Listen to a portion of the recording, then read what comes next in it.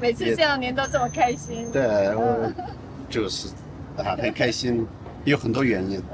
在台湾呢，我这次自己的行程都很圆满。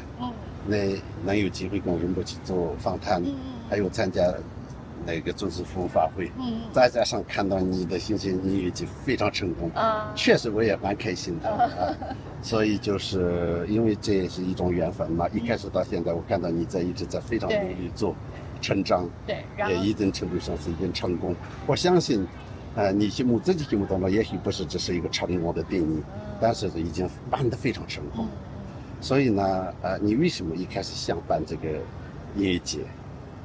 这个就是其实因为佛法改变了我的生命，首先是佛法改变了我的生命，然后算是救了我吧。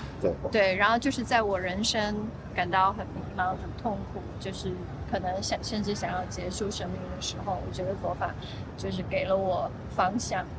对，就是人生要为了什么活下去这样子，所以就是由于这个动力，然后让我想把这种用音乐，因为我原来是唱声乐，所以我希望用音乐和把佛法结合在一起，然后当然也有仁波切的加持，对，在里面。仁波切的加持，也有仁波切的开始。对，他希望用这种新的形式来传播。那这只是第二次是吧？对，第二次。所以呢，这次办的和上次办的有什么不一样？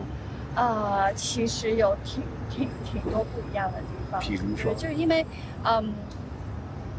艺术家也变多了嘛，对，就是因为我们第一届就是4位艺术家，那这一届大概有6位，就是我是说主要的，对，还有其他的一些工作坊的老师，那我就没有再算在里面，但是那个就不是演出，我是说演出类的，大概就是有6位艺术家这样子。那你能跟我说一下哪一些吗？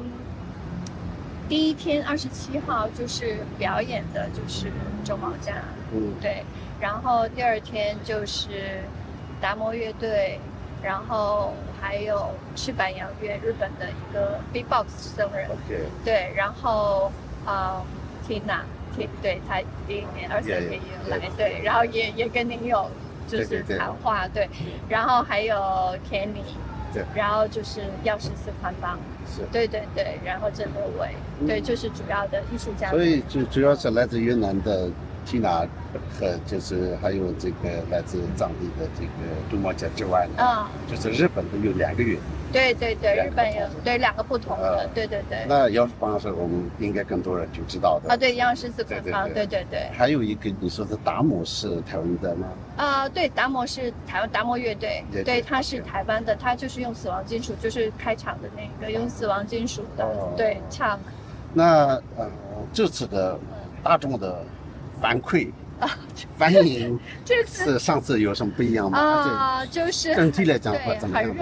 很热烈。其实我们就是后面有做问卷，有一些问卷嘛，就想看看大家的回馈。对，然后实际上新来参加的人比较多，就反而对，就是可能23年参加过占的比重还小一些。对，那这个新来参加，他们可能之前就听说过，也许啦，就之前听说过，但是他们好像就是错过了。然后那这一次就真正来到现场，那对大家就是感受蛮强烈的。就是虽然其实我因为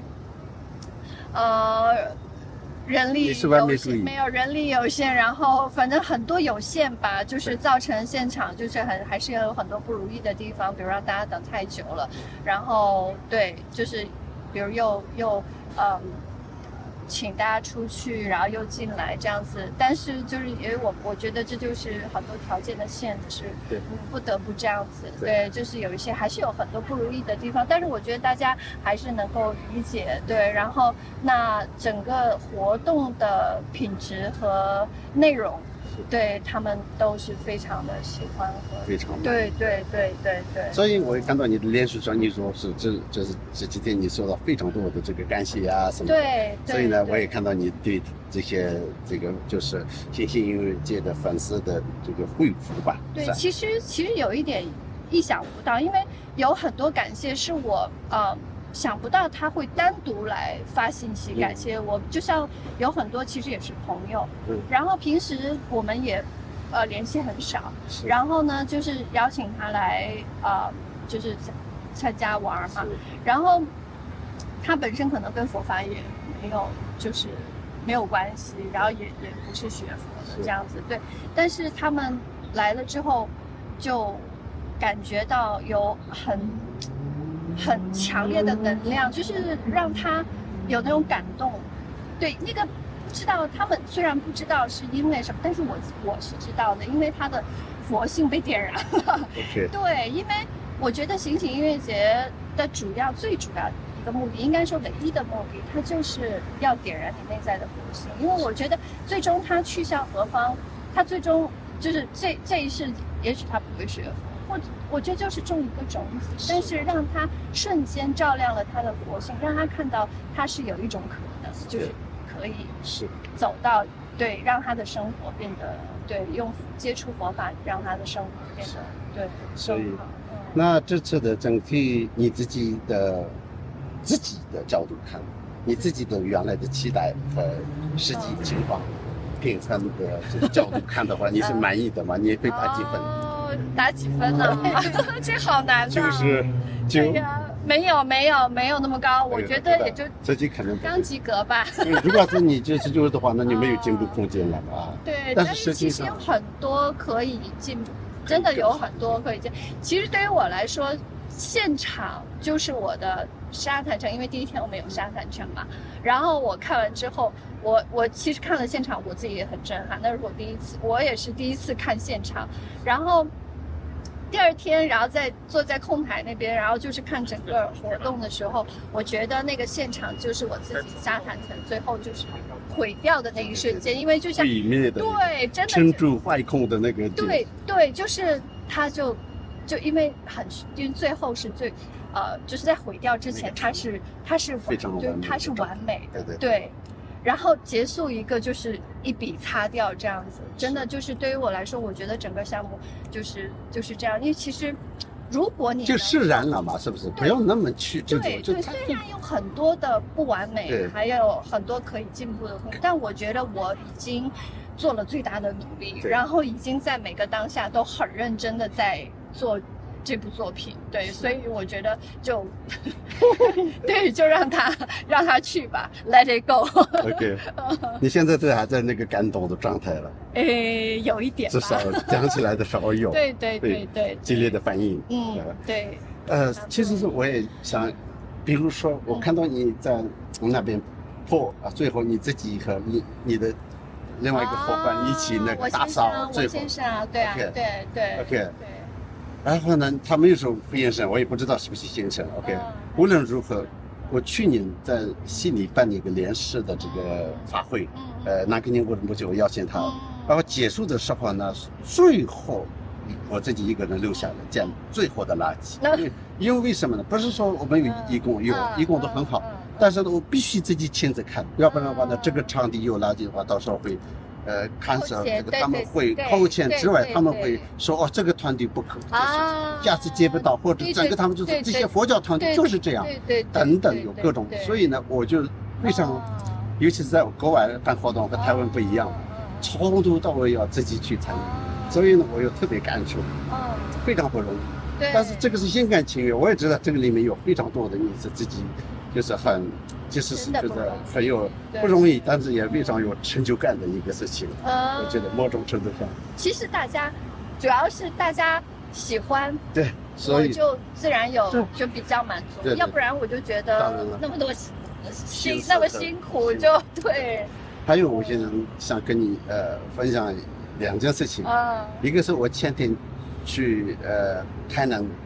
成功大学，然后就有这个演讲，然后再去高雄，专门也做一个访谈。这个访谈的对象是一个中山大学的一个教授，一个博士，他也是企业界非常有成就的一个董事长。我跟他说新兴音乐界的事情的时候，他说这就是创造价值。他非常心感，他说这佛教里面，他没有想过会有这样，因为他对佛教有好感的一个人。他就是这个做法就是对佛法的未来有很大的帮助啊。他当然是一个真的企业家，一个这样的一个角度看的时候，他觉得这个非常好的。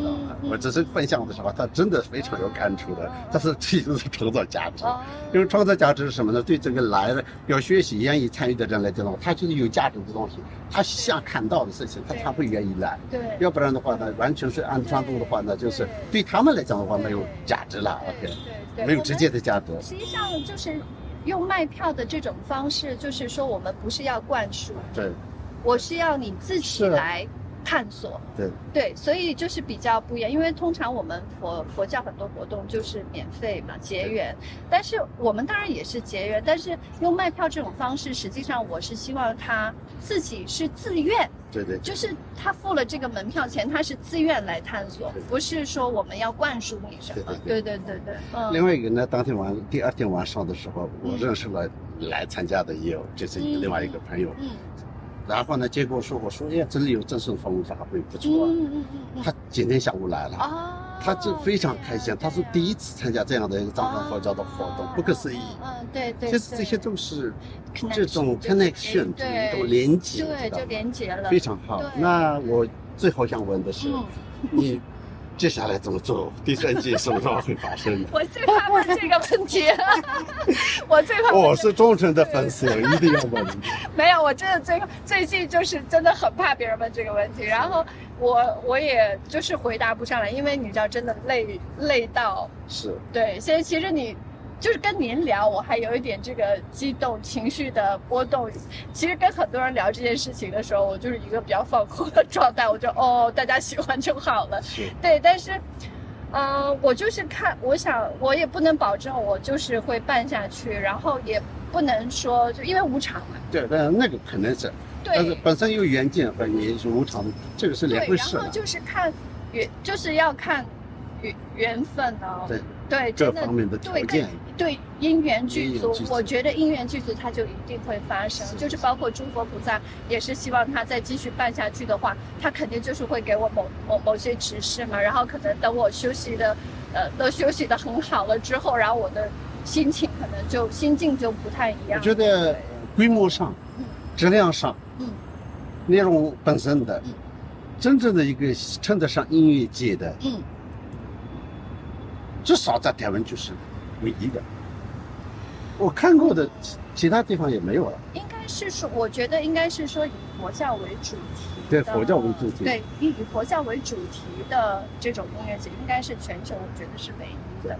因为基本上，其实你看这里面的艺术家，他们也有参加其他的音乐节啊，或者是艺术节之类的，但是他们都是以他们活动为主题嘛，只是去参加。是。对，但是有些这是一个个人的一个演唱一样。对，但是当他们全部把他们聚集到一个舞台上来，然后我们就是以佛陀为主题的时候，而且最了不起的是，有一些比如说有一些经商啊，其他的这个一些特别的一个，比如说赞助商，他可能会想更商业化，他们有更多的要求，你的不是，你完全是从头到尾以佛法，从名字到内容，全部都是完全是真的是这样。我看到，但是真的做得很辛苦，就一提赞助这个事儿，就是真的做得很辛苦。当然，我希望以后还是可以，就是说有愿意赞助我们的，对，就是我们希望就是把它做的，对，形式上是越来越商业化，但是内容是越来越接近佛法，是，对，越来越接近佛法的本质，是，对，而不是说只是这两个的一个平衡，对，不是只是吃素打坐这样子，我们真的是希望，比如像这次的沙滩城，我就是因为在那个环境和这个活动里面出现这个东西，实际上是有一种冲击和对，比如你如果其实他们沙滩城有在那个台湾的藏传，就是文化有一个蒙藏还是什么文化中心，我记得，对他们也有在做这个事情，对，但是那个就好像是比较宗教场合做，对，然后是比较文化性的，这些年轻人肯定就不会去。但是呢，如果我们能够好好利用的话，当然，我觉得藏传佛教有一个优点，就是很多它有艺术性和文化对，其实特点。对，其实我们非常很多洋人，你看到我在悉尼的什么 beach 那一个 beach 有一些非常有钱的那些富人区，他们不是信佛，甚至都是基督教啊这种背景的。但是如果印度啊那边那些人团来做沙滩站的话呢，所有人都去看，会高价买票的，知道吗？而且他们也非常喜欢，就是这个最后毁掉的那个过程。他们很不适，但是对他们那些带来那种艺术的冲击，对那个冲击真的是。所以以后呢，可以更多的这种相关的内容结合。其实，这个活动的从头到尾，至少不知道是不是符合其他的什么诸佛菩萨的意思。我知道是符合仁波切的意愿。仁波切本身就是非常喜欢用这种方式接近年轻人，年轻人种下杰作的种子。他自己本身非常有创意的，所以呢，他就是想用创意的方式，就是做这些事情。但是呢，很多的师兄也有时候不理解，当然，不知道仁波切真正的想法是什么。所以我也其实很多场合也讲过这个事情，甚至给这个细节我不要讲了，太长了。对。但是呢，总而言之呢，最后仁波切对这件事情的怎么说？我觉得他很开心，因为就是宽邦对谈结束之后，他下去，然后他就是说，很有趣，也以后应该再继续这样子，对，做这样类似这样子的，对。所以这就是也是仁波切对你的最大的价值。真的。当然，我觉得真正的相信仁波切的来讲的话呢，其实仁波切在意的、仁波切的重视的事宜，应该要多一点知道。对。我觉得反正我们一定会给你更多的压力，但是如果有能力的情况下呢，我也会更多就是要看步要支持。对啊，要，因为您之前也给我提供了很多帮助。是。对，所以要继续支持我们。好，没问题。好，那就。